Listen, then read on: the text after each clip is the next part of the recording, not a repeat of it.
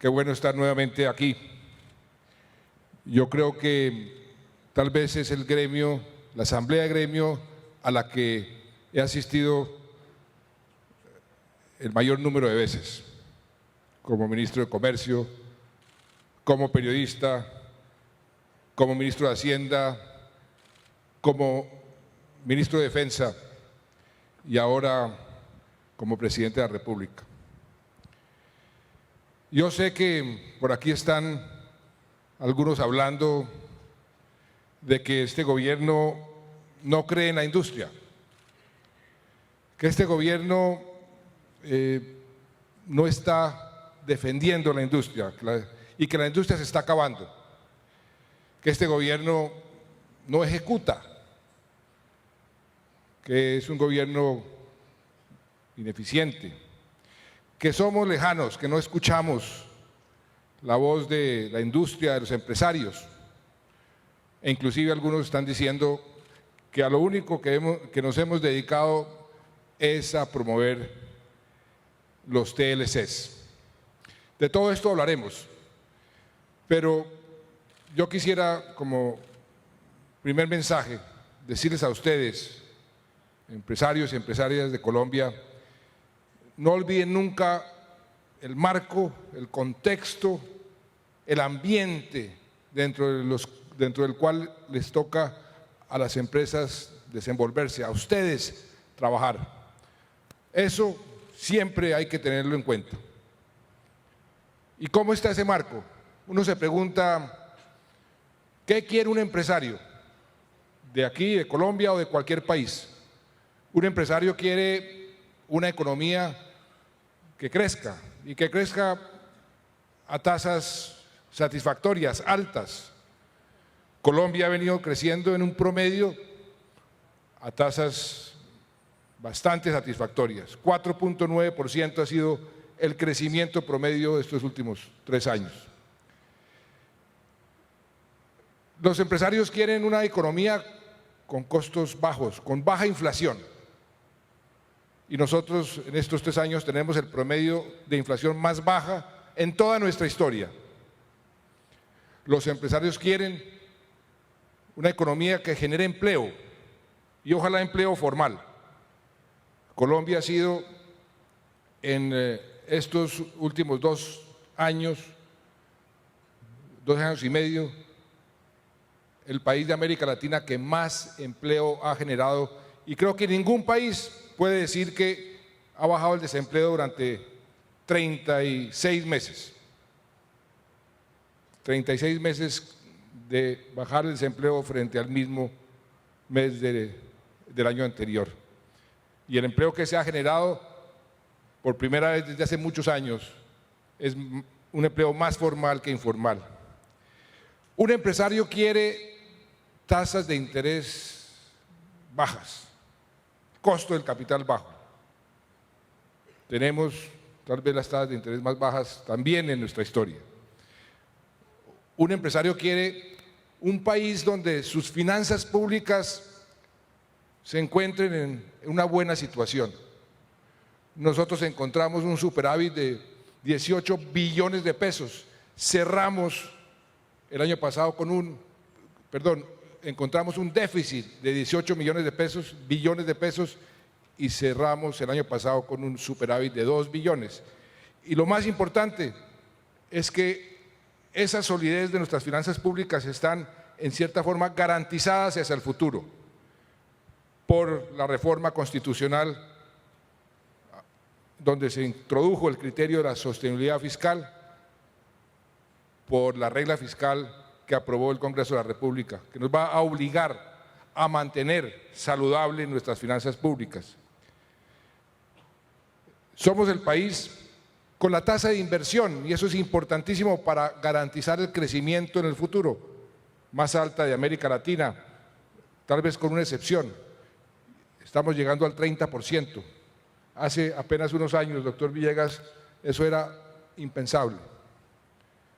Tenemos exportaciones récord y un país que está fortaleciendo su clase media como pocos en América Latina. El número de pobres que han salido de la pobreza. Ha sido relativamente comparado el país que más ha sacado pobres de la pobreza, es decir, hacia la clase media, tal vez con excepción del Perú, en toda la región. Y algo muy importante, para la sostenibilidad de la economía, de un crecimiento sano, por primera vez logramos romper esa tendencia perversa en donde la economía crecía, pero también crecían las desigualdades. Logramos romper esa tendencia y, con excepción del Ecuador, hemos sido el país que más ha reducido la desigualdad en toda América Latina en estos últimos 2 años y medio. Ya no somos ese segundo país más desigual, ese vergonzoso segundo lugar que teníamos después de Haití en toda América Latina. Ya estamos en el promedio. Y somos un país que ingresó, en términos internacionales, a la clase media internacional. Ingresó a ese grupo de países con ingreso medio. ¿Qué genera esto? Este entorno, ¿qué genera? ¿O qué debe generar? Algo fundamental para el ambiente de cualquier negocio, de cualquier empresa: confianza. Confianza y optimismo. Son dos palabras que todos deberíamos tratar de alimentar permanentemente, porque esas dos palabras, esas dos actitudes, esos dos sentimientos son fundamentales para que un país crezca o para que crezcan sus empresas. Y por eso debemos hacer un esfuerzo para generar cada vez más confianza y cada vez más optimismo. Y yo creo, queridos empresarios y empresarias, que en la historia de la ANDI, en su época, doctor Villegas, o en la época de Carlos Arturo Ángel, o en la época de Fabio Echeverry, quien últimamente le ha dado por promover paros, no había habido nunca un entorno tan saludable y positivo desde el punto de vista empresarial.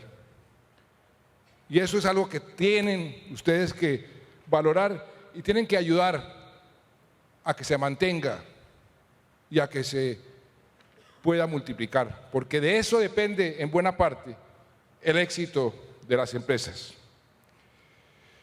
Y a mí pues me da mucha pena, pero esto, y a mí me acusan, y al gobierno lo acusan cuando usamos la palabra histórico, pero yo realmente, doctor Luis Carlos, señores empresarios, creo que el entorno que estamos viviendo, la forma como el mundo nos está viendo, es histórico. Ahora bien, yo sé que no estamos viviendo en un paraíso, yo sé que hay muchos problemas, muchos obstáculos, muchos retos. El otro día estaba hablando con uno de ustedes que está aquí presente y le preguntaba, cuénteme realmente qué le está sucediendo a usted, por qué está tan crítico, por qué hay un ambiente como tan raro entre muchos empresarios de Colombia. Y me decía, mire, presidente, por un lado la DIAN se nos está chupando nuestro capital de trabajo y nos estamos quedando sin capital de trabajo. Estamos asolados por el contrabando. El contrabando nos tiene realmente muy perjudicados. La revaluación nos ha pegado muy duro. El costo de los insumos, relativamente hablando, sigue siendo muy alto. El costo del transporte, me daba unas cifras. El costo de energía también está relativamente alto. La corrupción se mantiene, no cede. Y ni hablar de esa situación de las licencias ambientales, las consultas previas que tiene trancado buena parte de los proyectos. Pues bien, yo quisiera brevemente referirme a esos temas, porque creo que son los temas que a ustedes les interesa más, aparte del entorno, porque si el entorno estuviera deteriorado, pues ese sería el tema número uno, y ver cómo estamos respondiendo a esas inquietudes. En el tema de la DIAN, hemos hecho un gran esfuerzo con el ministro de Hacienda, con el doctor Juan Ricardo Ortega, para ver cómo podemos ir reduciendo esa situación que reconocemos es cierta de chuparse el capital de trabajo de muchas empresas. Redujimos en primer semestre el IVA, la retención y liberamos cerca de más de 2 billones de pesos y vamos a seguir bajando la retención, vamos a seguir liberando más recursos para que ese factor, que entendemos perfectamente porque es cierto, deje de ser un factor perturbador. Y en eso tengan la seguridad de que vamos a continuar bajando esas tarifas para liberar esos recursos. Vamos a agilizar la parte de sistemas de la DIAN para poder ser mucho más eficientes y más efectivos en ese proceso de evoluciones. Pero no hay que olvidar que esta reforma tributaria fue una reforma estructural que ha sido señalada por el mundo entero como un verdadero ejemplo, no para aumentar los recursos, sino para poder conseguir un poco más de equidad. Más de 18,5 millones de colombianos dejaron de pagar impuesto de renta a través de la retención. Es un paso muy importante. Y lo que les dijo a ustedes ayer el ministro de Hacienda, hay empresarios asalariados de ingreso alto, muchos de los cuales están haciendo su labor bien, están pagando más impuestos, pero otros que no están sometiéndose a ese sistema y están tratando de burlar la reforma a través de otros mecanismos. Y yo les pediría que, por favor, si queremos un país más justo, cada uno tiene que contribuir en forma proporcional. El contrabando. Vamos a presentar la ley anticontrabando, la estamos concertando, queremos más dientes, estamos haciendo un esfuerzo inmenso. Allá pusimos al coronel Moreno, que está aquí presente, es tal vez uno de los mejores oficiales que tenemos en la policía, lo escogimos con pinzas. Vamos a entrenar por lo menos 500 policías especializados en la lucha contra el contrabando. Estamos fortaleciendo la Polfa. Eso es un proceso que no se hace de la noche a la mañana, pero lo estamos haciendo. Y le hemos dicho al general y al doctor Juan Ricardo que también hemos escuchado que muchos de los empresarios dicen: aquí están persiguiendo más a los buenos que a los malos, y que tengan mucho cuidado con eso. Tratemos en la medida de lo posible, y estamos en eso, de facilitarle la vida a los buenos y de dificultarle la vida a los malos. La revaluación, hemos hecho un esfuerzo fiscal enorme, ha reaccionado, la tasa de cambio está en este momento nuevamente por encima de los 1.900. En el costo de los insumos, aquí ya se dijo, prolongamos hace 2 días, yo firmé el decreto, el arancel cero para todos los bienes de capital no producidos. La industria va a ahorrar por ahí 1.4 billones de pesos en menos pago de aranceles. En la parte de energía, ustedes recordarán lo que hicimos al principio del gobierno, desmontamos la sobretasa del 20%, después la del gas de 8.9%, contratamos un estudio, creo que el ministro de Minas estuvo aquí contándoles los pormenores de lo que estamos haciendo, producto de ese estudio y otras medidas, y ahí vamos a seguir. En los costos laborales, por primera vez un gobierno desmonta parte de los parafiscales. Eso es una contribución enorme a ese frente. En la corrupción, en la lucha contra la corrupción, hemos hecho unos esfuerzos grandes. La Secretaría de Transparencia ha venido haciendo un esfuerzo bien importante. Pasamos el Estatuto Anticorrupción, un estatuto muy severo. Yo diría que en cierta medida se nos fue la mano, demasiado hicimos o quisimos hacer, y ahora pues mucha gente está demasiado asustada de tomar decisiones, o hay demasiadas incompatibilidades para conseguir un buen funcionario. Ríanse lo que es esa dificultad de conseguir buena gente, porque la gente está asustada de trabajar en el gobierno.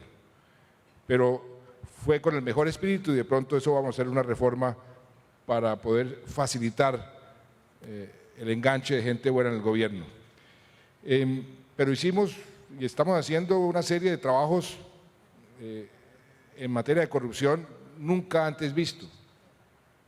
Ya estamos, por ejemplo, montando sistemas como un sistema sui generis, protocolo, plan piloto, que la OCDE ha dicho, este es un ejemplo para cualquier país en el mundo, desarrollado o no, con las concesiones 4G, de una ventanilla.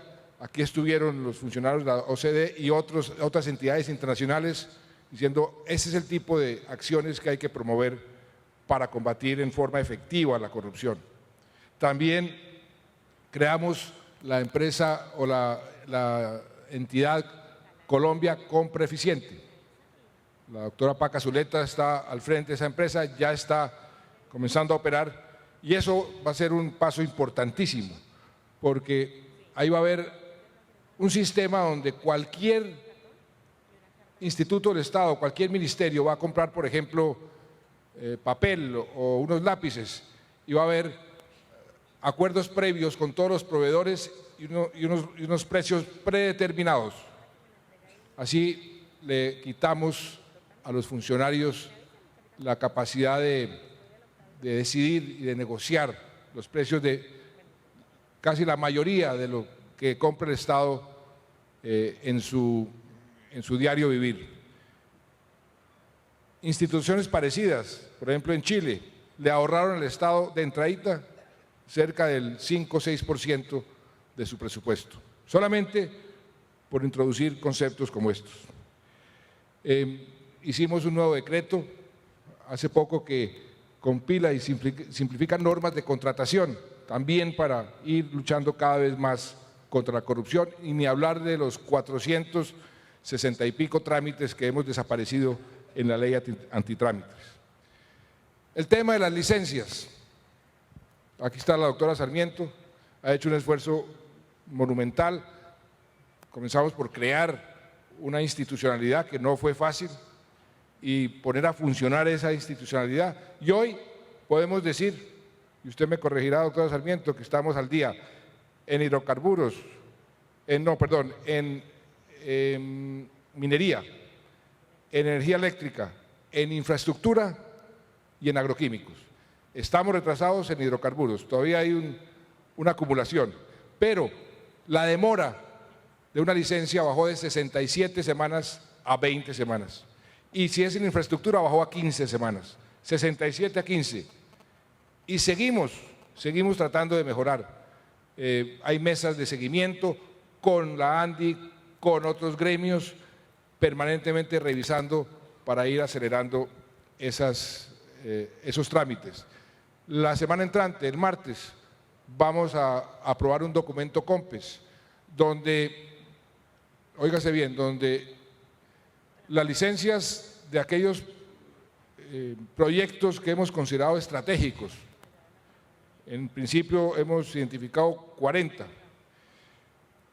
En la mitad del tiempo, no en todo el tiempo, la mitad del tiempo que la ley determina que debe aprobarse la licencia, si los estudios técnicos están completos y la entidad no ha tomado una decisión, porque generalmente no las toman los funcionarios por miedo, pues entonces el COMPES asume esa decisión y esa decisión se aprueba automáticamente si hay méritos para aprobarla. También vamos a poner una ventanilla única para todos los trámites ambientales y sociales. O sea, estamos trabajando en eso todos los días y creo que hemos logrado unos avances importantes. Las consultas previas y las audiencias públicas es un dolor de cabeza enorme. Las consultas previas se han vuelto un negocio para muchos grupos que van prácticamente a chantajear al Estado, a exigirles toda clase de retribuciones para poder hacer esa consulta previa. Por eso también estamos buscando la forma y ya tenemos un decreto para hacer eso, para reglamentar la forma como se surten esas consultas previas y no permitir esa indefinición permanente que también da pie a ese tipo de chantajes. Y ahora últimamente les han dado por las audiencias públicas, que era otra figura de la ley, que no se había utilizado, pero en estos últimos tiempos se descubrieron las audiencias públicas. Y cada audiencia pública demora un trámite entre 4 a 6 meses. Y ahora hay audiencias públicas por todos lados, en todos los departamentos. Si un gobernador quiere pagar un proyecto, lo primero que hace es organiza audiencias públicas, que no es difícil porque hay que reunir 100 personas. Interpone la audiencia pública y automáticamente el trámite se demora entre 4 y 6 meses. Y si organiza 5 audiencias públicas, pues multiplique esos 4 meses o 6 meses por 5. O sea, es un instrumento muy perverso para detener el progreso del país. También vamos a reglamentar esas audiencias públicas para que eso no suceda. Pero, en el fondo, la clave de todo este proceso es ir buscando mejorar nuestra competitividad. Ahí esa es la palabra mágica, que tiene que ver mucho con lo que decía el doctor Luis Alberto, la productividad. Y el 20 de julio, en mi discurso al Congreso, yo les decía a los congresistas y al país, tenemos que volver a mirarnos el ombligo. ¿Y qué quise decir por eso? Hace más de 20 años, cuando estaba el doctor Carlos Arturo Ángel, presidente de la ANDI, presidente Gaviria, padre de don Simón Gaviria, de presidente de la República, y me entregó un decreto nombrándome ministro de Comercio Exterior, abra la economía. Y en ese momento trazamos una hoja de ruta, un plan, con el doctor Juan José Chavarría, me acuerdo. Y ese plan tenía unas fases, tenía unos objetivos, entre ellos mirar hacia el Asia. Recordará usted, doctor Villegas, usted me acompañó a Kuala Lumpur, al primer paso en ese proceso de acercarnos al Asia, que fue el ingreso nuestro a algo que se llamaba el PIBEC, el Pacific Basin Economic Council, que era el primer paso para entrar. Después venía el PEC y después APEC. Teníamos desde ese momento y fuimos en una misión, me acuerdo que Ingrid Betancourt era la coordinadora de esa misión, a Corea y a Japón, porque eran 2 países que queríamos nosotros que nos abrieran las puertas, porque eran 2 mercados importantes. Por supuesto estaba Estados Unidos, por supuesto estaba Europa, y estaban los países vecinos en primera fila: Venezuela, Ecuador, Perú, México, Chile. Hace 22 años. Pues eso se ha venido adelantando, a veces con más rapidez, a veces con menos. Pero esa hoja de ruta se cumplió el pasado 1 de agosto con la firma de la entrada en vigencia del TLC con la Unión Europea. Falta la negociación que ya se inició, que fue muy difícil, 20 años nos tomó, con Japón. Y ahí debemos cerrar ese ciclo. No quiere decir que nos vamos a congelar. Hay otros países que posiblemente estén interesados y si es realmente conveniente procederemos a hacer acuerdos comerciales con esos otros países. Pero esto, en cierta forma, cumple con la meta que nos habíamos puesto desde la época del presidente Gaviria. ¿Y ahora qué es lo que tenemos que hacer? Tenemos que mejorar nuestra competitividad, dedicarnos a fortalecer nuestras cadenas productivas, a fortalecer nuestra infraestructura, a quitar esos obstáculos que usted mencionaba, doctor Luis Alberto, obstáculos y cuellos de botella que le dificultan a los empresarios hacer un buen uso de esos tratados de libre comercio. Tenemos ya a nuestra disposición 1.400.000 millones de consumidores donde nuestros productos, los productos que ustedes producen, pueden entrar sin aranceles. ¿Cómo aprovechamos? ¿Cómo podemos realmente sacarle ventaja a semejante situación? Y ese es el gran reto que tenemos ahora. El Ministerio de Comercio, Industria y Turismo ha establecido ya unas oficinas como la hizo con el doctor Hernando José para el TLC con Estados Unidos, pero se puso en marcha una oficina permanente para identificar esos cuellos de botella fitosanitarios o arancelarios, o pararancelarios que nos permitan cada vez poder conquistar esos mercados de una forma mucho más agresiva.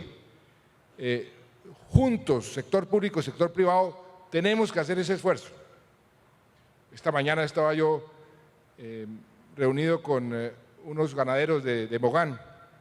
Dijimos, vamos a hacer un esfuerzo, vamos a tratar de vender 5.000 toneladas de leche en polvo para quitarle ese miedo a ciertos sectores que dicen, no, es que los TLCs nos van a arruinar. Les digo, ¿ustedes son capaces de encontrar esos mercados?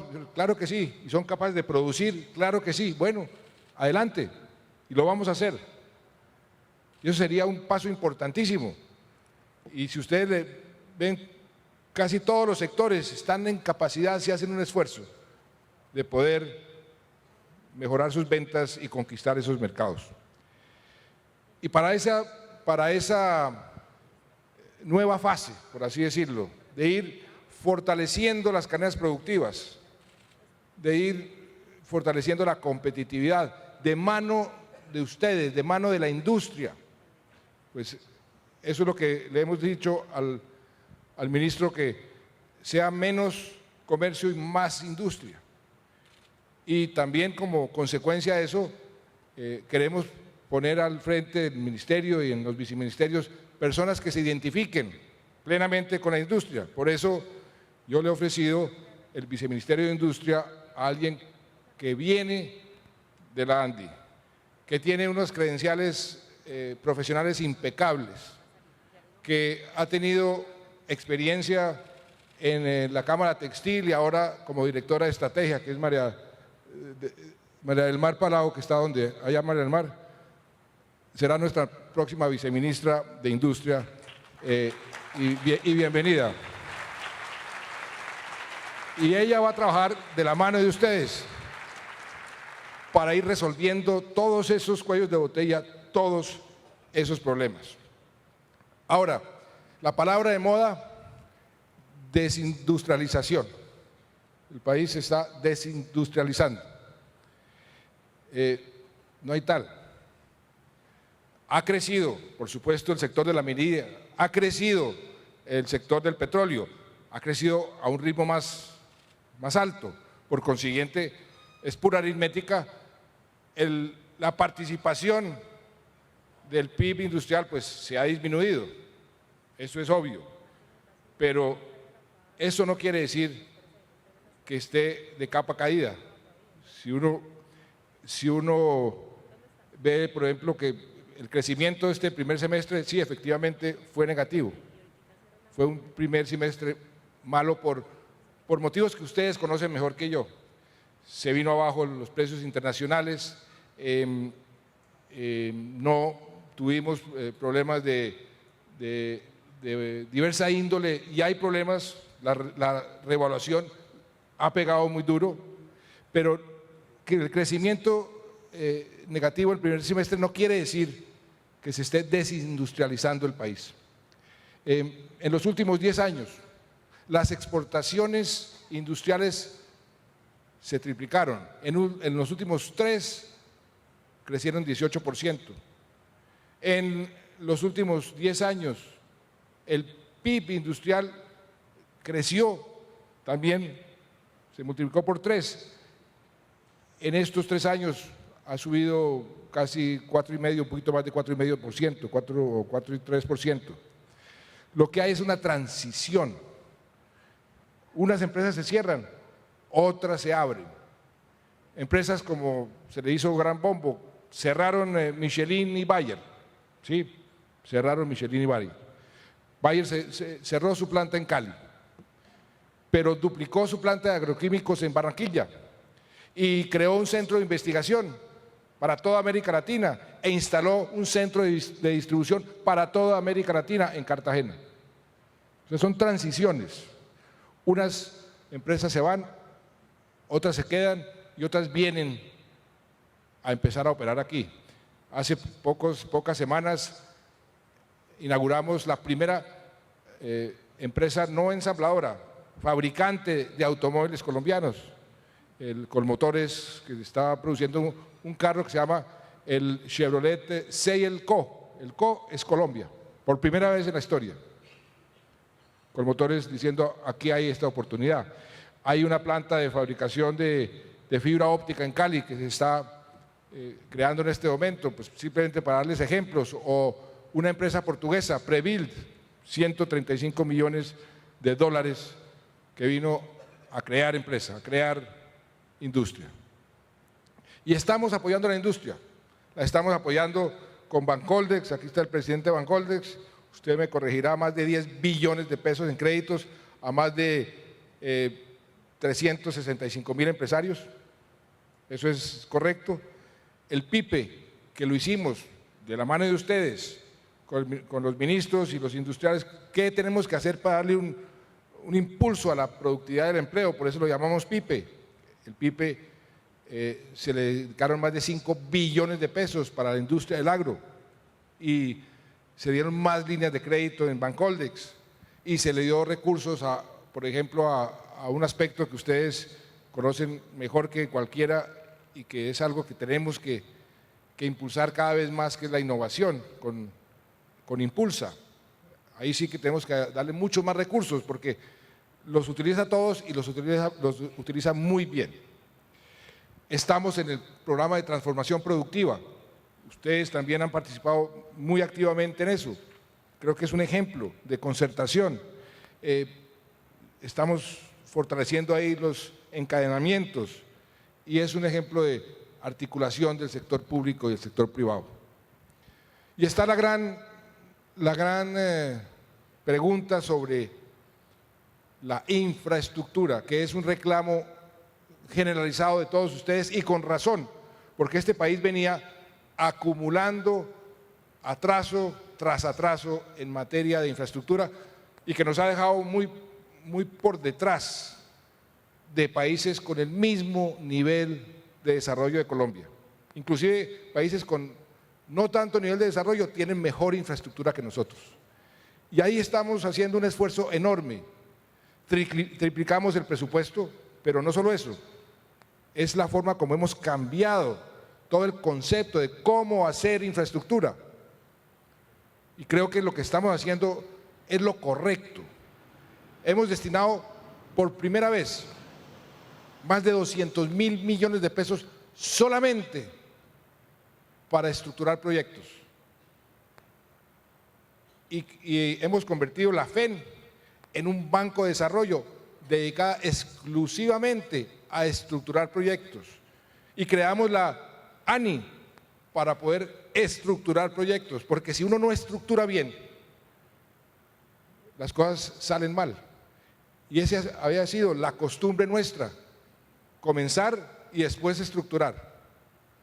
Y por eso En materia de concesiones, hemos renegociado, creo que más de 450 concesiones. Cada concesión ha sido renegociada 2 veces por año.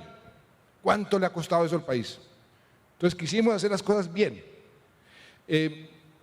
Esta mañana vino un fondo de inversión, Fondo Alberta. Vino acompañado del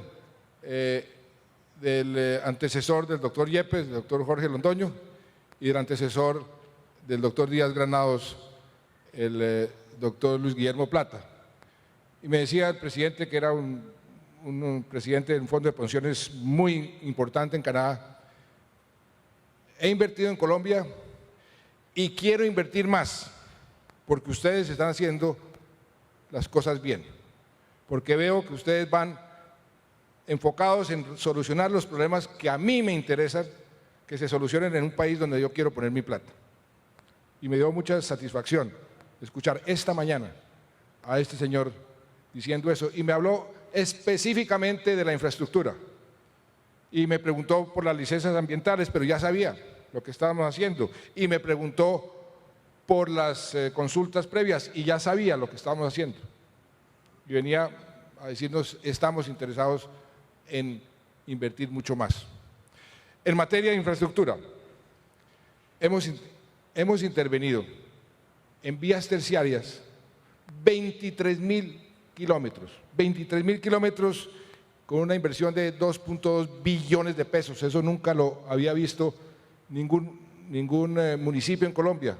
Y usted, doctor Gaviria, ustedes, señor gobernador, doctor Soto, saben perfectamente que los alcaldes están diciendo: nunca hemos recibido tanto dinero para vías terciarias. ¿Eso a qué equivale? 23.000 kilómetros. Le dicen: bueno, ¿eso cuánto es? Eso es media circunferencia de toda la tierra, o son 13 veces Leticia-Riohacha, 13 veces. Eso en vías terciarias solamente. Hemos planeado y estructurado 40 concesiones de 4G por 47 billones de pesos. Y por supuesto, ¿quién más que yo quisiera cortar las cintas de cada una de esas concesiones lo más pronto posible? Pero esa no es la forma responsable de hacer las cosas. Es mejor iniciar bien que iniciar rápido. Y ese ha sido nuestro lema: iniciemos bien, no importa si se demora, porque a la larga es mejor. Y quiero mostrarles a ustedes, para que vean simplemente, muy brevemente, lo que estamos haciendo. Eso que ven ustedes son las concesiones que nosotros encontramos, que hemos venido tratando de acelerar su ejecución.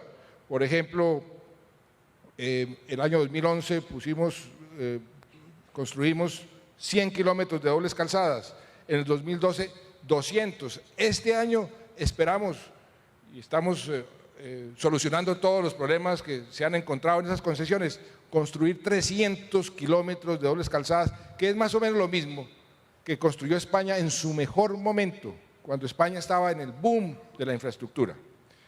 Pero ¿qué es lo que hemos planeado y estructurado? ¿Y qué estamos dejándole al país? Siguiente, vean este cambio, eso, lo rojo. Mire ese cambio que sufre el país. Devuélvanla a lo anterior. Eso es lo que tenemos, y mire lo que vamos a tener, lo que estamos construyendo. Eso, se queda conectado el país entero, por primera vez en nuestra historia. Ese es el esfuerzo que estamos haciendo, y ya lo estamos haciendo bien. Nos hemos demorado porque lo hemos querido hacer bien, porque hemos querido estructurar. Tuvimos que pasar por el Congreso la ley de alianzas público-privadas, pero eso ya está funcionando. Ya tenemos un cronograma que en los próximos, en este mes, teníamos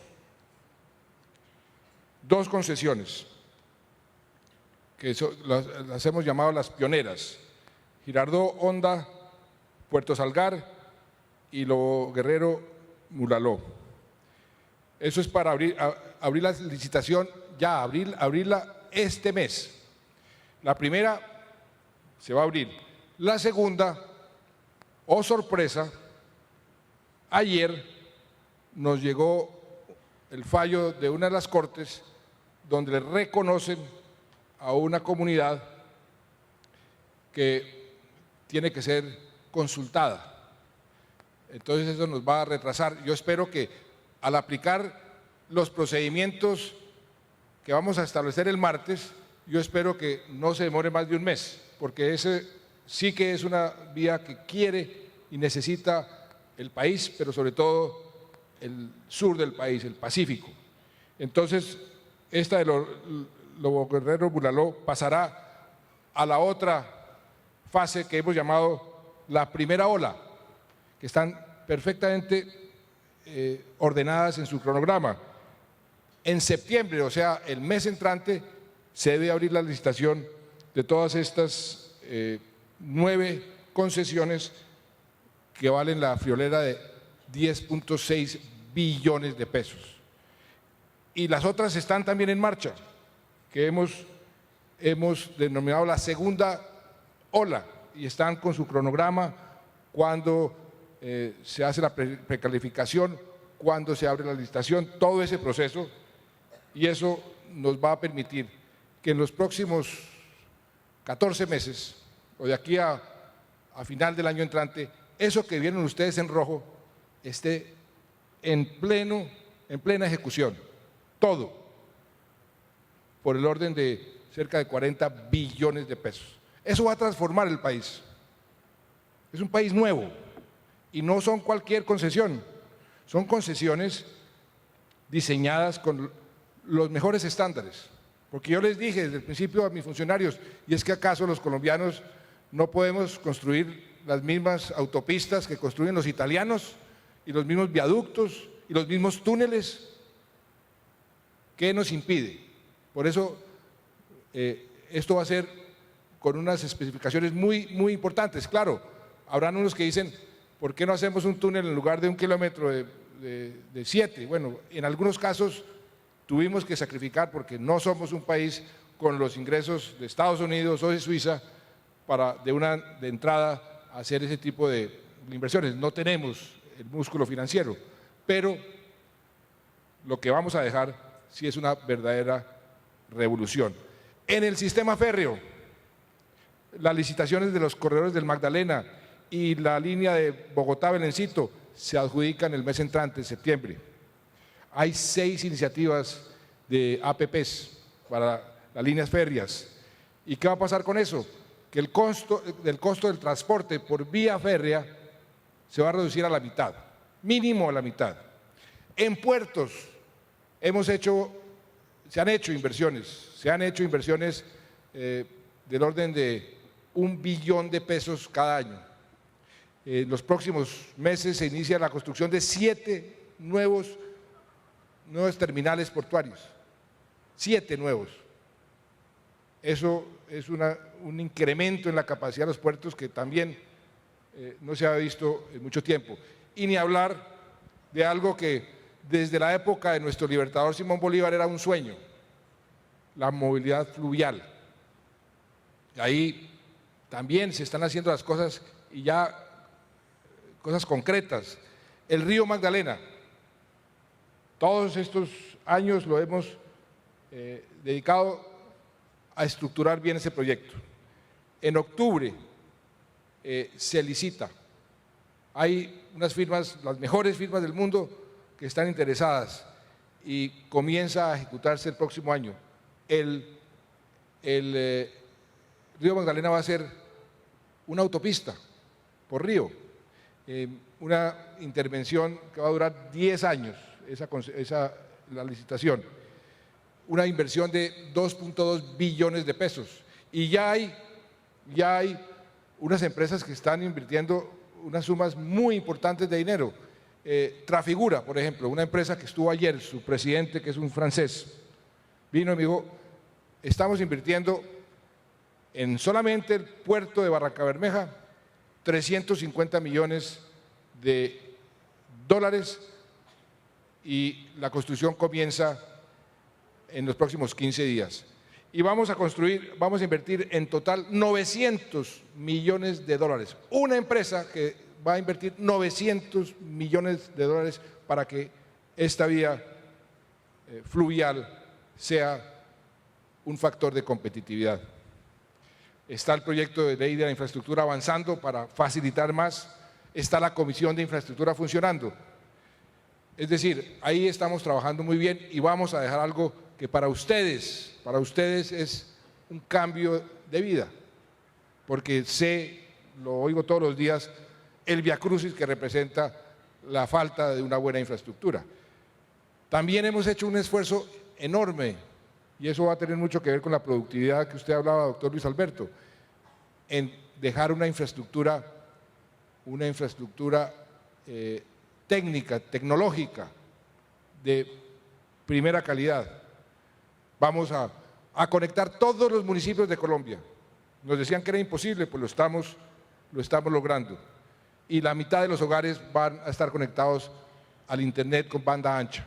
Y ustedes saben lo que significa tener o no tener acceso, sobre todo de los más necesitados. Eso como impulso a la clase media, como impulso a un país que quiere crear una clase media fuerte, es un paso importantísimo. En vivienda, ustedes conocen. ¿Por qué es tan importante la vivienda para ustedes?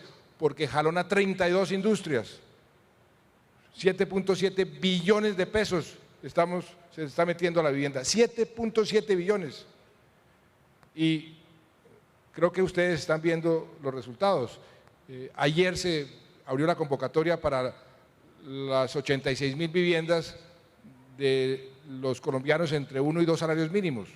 Y esas viviendas, 86.000 adicionales a las 100.000 gratis, a las 100.000 rurales y a lo que se está construyendo por fuera de esos programas, que suman más de 600.000 y vamos a cumplir la meta del millón. Esas 86.000 deben estar ya en plena construcción a final de año. De manera que están todos en la parte de la vivienda, esa locomotora jalonando también el país y jalonando el empleo.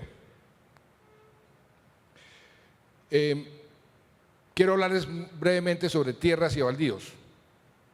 Es un tema de moda, tema de actualidad. ¿Qué quiere el gobierno? El gobierno quiere que ese medio país que no hemos conquistado, lo conquistemos en el buen sentido de la palabra, lo pongamos a producir. Por eso el proyecto de ley que vamos a presentar lo que hace es dar certidumbre jurídica a los inversionistas y a los campesinos. ¿Cómo está concebido ese proyecto de ley? Yo les hablaba a unos ganaderos, imagínense una botella de leche, la crema va a ser para los campesinos, la tierra más fértil y más productiva va a ser para los campesinos, la otra tierra va a ser para los empresarios, para los que con una inversión pueden ponerla a producir, y ahí hay tierra para todo el mundo, y es una forma justa de conquistar, entre comillas, esa media Colombia. Y eso nos va a permitir dar un paso importantísimo también en el propósito de crear más clase media, fortalecer la clase media. Estamos formalizando la tierra, llevamos más de 2 millones de hectáreas que hemos entregado títulos, la ley de restitución de tierras le estamos entregando a los campesinos, pero no solamente entregándoles tierra, también con proyectos productivos. Y por eso ese proyecto de ley que vamos a presentar después de los debates que ustedes oyeron, lo que buscamos es que todo el mundo sienta que hay reglas de juego claras, porque no hay reglas de juego claras. Todos estos líos que hemos visto son líos producto de que no hay reglas de juego claras, que hay diferentes leyes que son interpretadas de diferente forma. Y eso tiene a todo el mundo trancado. Pues vamos a destrabar eso, porque el país necesita que esa media Colombia se ponga a producir y se ponga a producir en forma eficiente y efectiva. Y eso está muy conectado con el primer punto que acordamos en La Habana, porque con o sin FARC, el país tiene que dar ese paso, tiene que hacer un gran desarrollo en su sector rural. Si queremos realmente sacar de la pobreza a muchos más colombianos, tenemos que irnos a donde está concentrada la pobreza, que es en el sector rural, más que en el sector urbano. Por eso todo esto tiene vasos comunicantes. Brevemente quiero hablarles sobre otro tema que está muy de moda, los paros. Los paros, preguntaba el doctor Luis Alberto Moreno, ¿por qué la gente sale a protestar? Tienen diferentes orígenes, diferentes causalidades. Países como Colombia, nosotros estamos creciendo, y es como cuando uno estaba creciendo de niño, que le dolían los huesos y las coyunturas, o nuestros hijos, que dicen papá o mamá, me duele. El crecimiento del país tiene también ciertos dolores. Y decía muy claramente Luis Alberto, la gente cuando se le da algo quiere más y mejor. Me pasó a mí hace 15 días, estaba yo en Carmen de Bolívar, y fui a inaugurar unos juegos, se llaman los Juegos Montemarianos, que bautizaron los Juegos de la Paz. Y era muy impactante ver a todos esos niños y niñas que antes estaban siendo arrancados de sus familias por la violencia, jugando entre ellos y reconciliándose.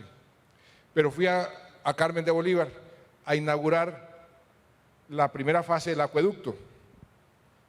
Entonces, yo había ido el 23 de junio y abrí la llave y salió el agua. Y la gente me decía, presidente, eso es mentira. Yo decía, ¿cómo que es mentira? Eso no es agua, presidente.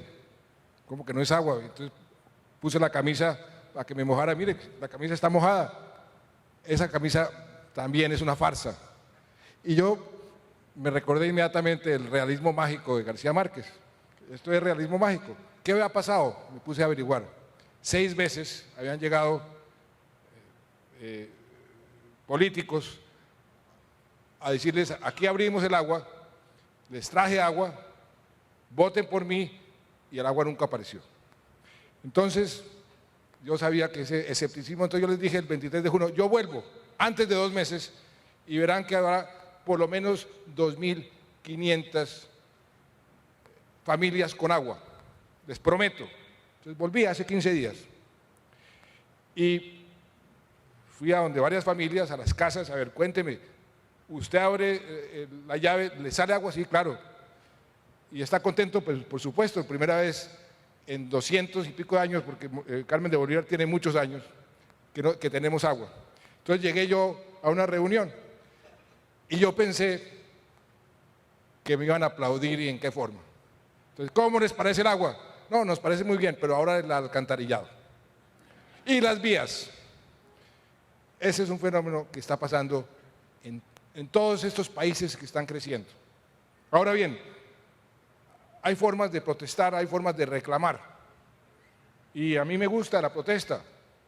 Creo que es parte fundamental de una democracia, que la gente se desahogue y que reclame, que tenga los mecanismos para reclamar. Pero eso está bien. Diálogo sí, protesta sí, pero vías de hecho por ningún motivo. Y aquí algunos están haciendo la idea de que con este gobierno, si hay algún tipo de paro, que el gobierno les va a ceder. ¿Yo qué instrucciones le di a mi fuerza pública? Aquí estaba la general Mireya, que se ausentó, pero sabe perfectamente cómo le he dado instrucciones a toda la fuerza pública. Me vigilan estos paros que van a iniciarse el lunes y por ningún motivo me permitan que me bloqueen y defiendan los derechos humanos, sí, de los manifestantes también, si están haciendo las cosas bien, pero me defienden también los derechos humanos de nuestros policías, que también son humanos, y del resto de los colombianos que también necesitan que les defendamos los derechos humanos. Y esas son las instrucciones. Y ayer con los gobernadores, usted se enteró, gobernador Botero, les dije, gobernadores, ustedes son institucionalidad y ustedes díganle a sus alcaldes que también tienen que estar dentro de la institucionalidad. No voy a aceptar que algunos gobernadores o algunos alcaldes estén en la mitad, no, que sí, que no, que tal vez el paro, no. Cuando hay vías de hecho, cuando se están afectando poblaciones enteras, como se afectaron en el paro pasado, aquí tenemos que estar todos unidos. Y les he dicho a muchos de los gremios y les digo hoy a ustedes, estos paros, si son protestas normales, bienvenidas. Si son paros para buscar o dividendos políticos o crear caos, la fuerza pública va a actuar con toda la contundencia y yo necesito el apoyo de ustedes para que así sea. Eso es bien importante. Finalmente, en materia de seguridad, aquí estuvo el ministro de Defensa con el nuevo comandante de nuestras fuerzas militares, con el nuevo director de la policía. Les hizo a ustedes una exposición sobre la seguridad, cómo hemos avanzado. Les voy a dar un dato adicional muy interesante, muy importante, que a ustedes los va a colocar en la perspectiva correcta. Nosotros, el gobierno ha sido el primer gobierno que puso en marcha, con el doctor Lloreda aquí presente, una política integral de seguridad ciudadana y convivencia ciudadana. Lo hicimos con 24 ciudades.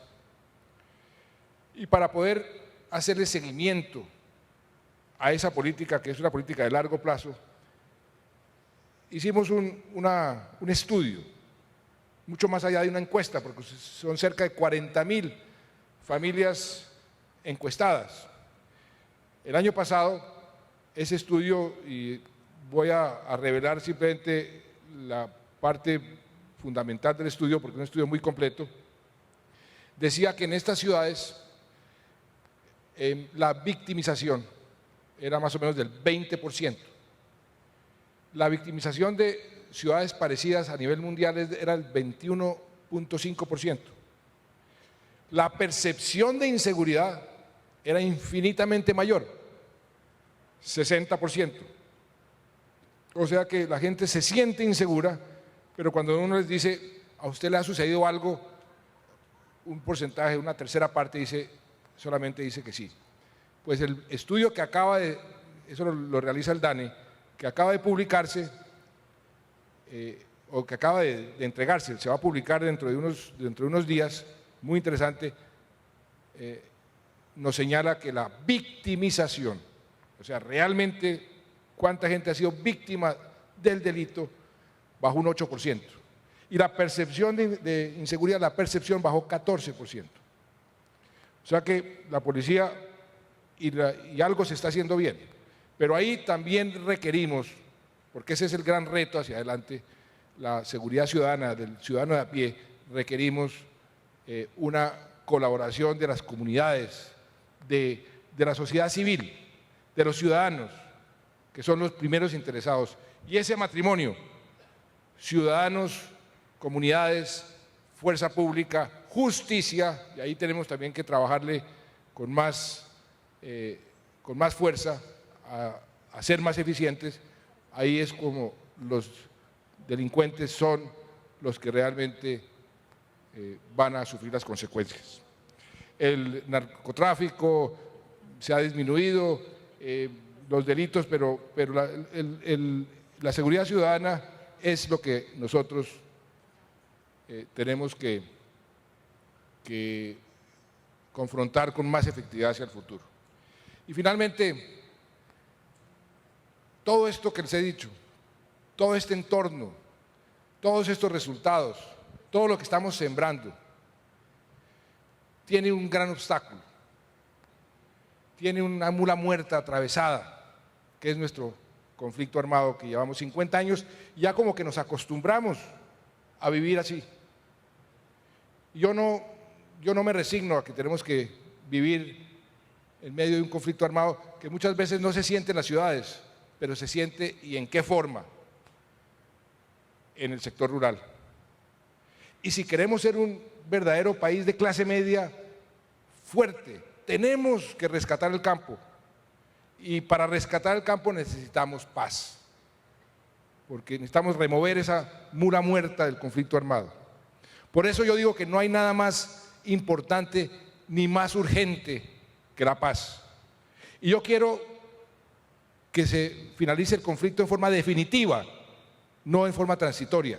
Yo no quiero otros 220.000 colombianos y colombianas asesinadas por el conflicto armado.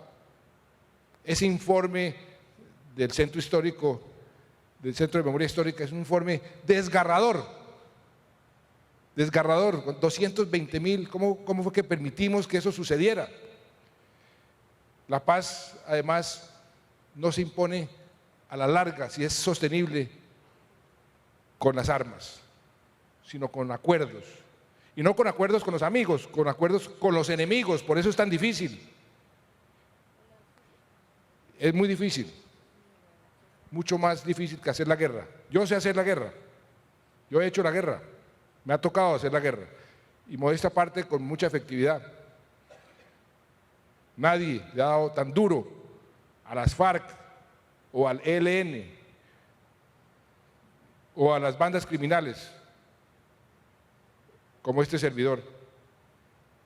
Y ahí están las cuentas, ahí están los hechos. Pero mucho más difícil es hacer la guerra, porque hacer la paz, porque hacer la guerra es popular. Mostrando uno las cabezas de los enemigos, todo el mundo lo aplaude. En cambio, la paz requiere mucha paciencia, perseverancia, comprensión. Yo, sin embargo, no hubiera estado tranquilo si no doy este paso. Si veo las oportunidades para finalizar este conflicto, imagínense lo que diría la historia este presidente que tuvo en sus manos la posibilidad de conseguir lo que cualquier sociedad añora, que es la paz, y no dio ese paso. Pero mi conciencia, además, no me hubiera permitido al final de mis años decir, si yo hubiera arriesgado y de pronto hubiera conseguido la paz, y por eso tomé esa decisión, a sabiendas de que era riesgosa, que estaba llena de obstáculos, que estaba llena de enemigos. Y hay, por supuesto, abismos, hay unas diferencias, pero esas diferencias pueden salvarse. Y hemos avanzado mucho más que en otros procesos. Aquí estuvo el doctor Humberto Lacalle, me imagino que les dio detalles sobre lo que hemos avanzado, la importancia del primer acuerdo para lo que estamos hablando, para sacar de la pobreza a todo un sector de la población que está sumido en la pobreza en los campos de Colombia. Y cómo estamos avanzando en ese segundo punto para cambiar las balas por los votos, las armas por los argumentos. Y mucha gente se rasga las vestiduras. ¿Y ustedes qué hacen sentados con esos terroristas? Pero es que de eso se trata, de sentarse a ver cómo estos terroristas cambian las balas por los votos. Y yo no quiero esperar más muertes, yo no quiero esperar más años, miles de muertos. Hace una semana, para no ir más lejos, estaba entregando una casa de las gratis y un señor, estaba en Neiva, y un señor cojo, don Luis se llamaba, subió y yo le entregué las llaves de su nueva casa. La felicidad de ese señor era increíble, pero al mismo tiempo tenía una cara de gran tristeza. Y yo pensé que era su pierna, ¿qué le pasó? Yo no, esta pierna la perdí en la guerra, en esta guerra. Le dije, pero tranquilo, don Luis, tranquilo. Ahora usted con sus hijos va a poder gozar de esta casa. Y me miró, dijo, presidente, también los perdí en esta guerra. Eso me puso a llorar en el corazón, pero me dio mucho más entusiasmo para seguir buscando esta paz, para seguir perseverando. porque así es como se consigue la paz. Buscar la paz,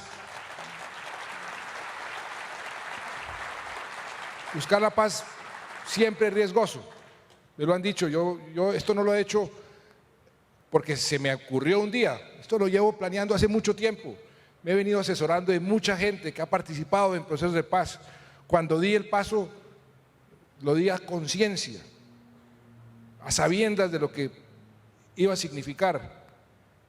Y este proceso de paz ha sido un proceso serio, un proceso bien administrado. Tenemos unos negociadores, tal vez que es difícil conseguir una nómina de negociadores, uno de ellos aquí presente, mejor, que inspiren más confianza. Y usted sabe, doctor Villegas, si ellos tienen instrucciones precisas, aquí no estamos negociando el Estado, no estamos negociando el modelo económico, no estamos negociando nuestro sistema político, no estamos negociando al sector privado.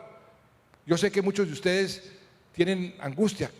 ¿Qué sucederá al final de este proceso? ¿Dónde quedaremos nosotros? No se preocupen, quedarán en un país en paz, con muchas más oportunidades, y los acuerdos serán refrendados por ustedes, por los colombianos. Si la embarramos, si hacemos algo que el país no acepta, el país dice, no aceptamos. ¿Y qué nos ha pasado? Pues que volvemos a lo que teníamos antes, porque no hemos puesto en riesgo nada fundamental. Por eso no hemos aceptado el cese al fuego, por eso pusimos la condición de que nada está acordado hasta que todo esté acordado. No hemos cedido un centímetro de nuestro territorio. Y si el día de mañana algunos dicen, no, es que la guerrilla volvió a coger espacio, no. Si no hay acuerdo de paz, la guerrilla será la primera damnificada también políticamente, como lo fue en procesos anteriores. De manera que hay que perseverar, no sintamos miedo, erradiquemos el miedo de este país, que es algo que nos ha determinado nuestro comportamiento durante demasiado tiempo. No le tengamos miedo a la paz. Finalmente, doctor Luis Carlos, y ahora sí finalmente, usted ha sido un colombiano modelo, un pereirano integral, amigo mío a mucho honor por mucho tiempo. Les agradezco a ustedes, además, por habernos prestado para hacer lo más importante que tiene este país, que es servir de negociador allá en La Habana, y nos lo seguirán prestando porque seguirá de negociador allá en La Habana. Ha hecho un papel maravilloso.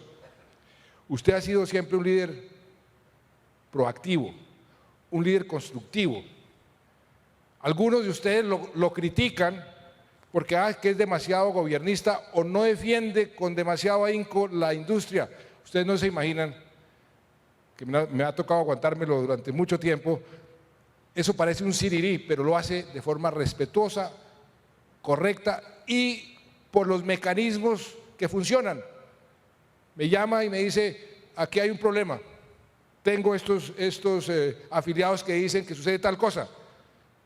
No va a los medios de comunicación a decir, qué horror lo que está sucediendo, sino que viene y además siempre nos trae una solución.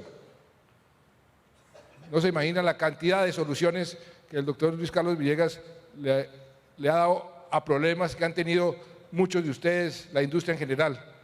Y entendió además, ya ha entendido muy bien la importancia de ese sector y la importancia de su relación con el resto de los colombianos. Ha respondido cada vez que lo llama el país, con el eje cafetero, en la ola invernal, el papel que usted jugó ahora en el proceso de paz. Y como uno no puede desperdiciar personas muy excepcionales, yo también le voy a pedir si Carmela me da permiso, que le siga sirviendo al país como embajador en Washington. Entonces usted no tiene que convencer de que me acepte. Dígame que sí, doctor Villegas. Dígame que sí. Yo creo que no. Ahí cuando cuando Luis Alberto decía por los corredores del Congreso americano defendiendo la industria, este es mi ajedrez, este es mi caballo, este es mi alfil. Y ahí se me ocurrió, doctor, y entonces hagan el favor, usted me acepta ese, no tiene que irse ahora, se puede esperar un tiempo, usted tiene que seguir en el proceso de paz, pero hay una transición, hay todo un tiempo y usted deja a Andy y se va a seguir sirviéndole al país en un país muy importante como es Estados Unidos. Entonces usted me responde después. De manera que con esta despedida en esta asamblea, lo que les invito, queridos empresarios, es que pensemos en grande. Estamos construyendo un país maravilloso y si pensamos en grande, logramos cosas grandes. Yo los invito a lo que ha hecho siempre el doctor Villegas, a tomar partido por nuestro país, por la paz, por la competitividad. A eso los invito. No son solo los negocios. Si a ustedes les va bien, a Colombia le va bien. Y ustedes son luchadores, son empresarios. La palabra empresario quiere decir emprender, luchar. Ustedes conocen la importancia del tejido social. Los empresarios, con apoyo del gobierno, con su propia iniciativa, deben transformarse para los nuevos retos. Hoy, y eso es lo que quiero que entiendan, hay más oportunidades que amenazas para este país. Y si nos unimos todos, esa palabra que yo repito y repito, si nos unimos todos, vamos a seguir construyendo un país maravilloso, con ejemplos como los que mencionaba Luis Alberto, Nairo Quintana, ¿qué tal ayer Catherine Ibargüen? Los colombianos podemos mucho si creemos en nosotros mismos. Y estoy seguro que ustedes creen en ustedes, yo creo en ustedes, trabajemos juntos. Muchas gracias.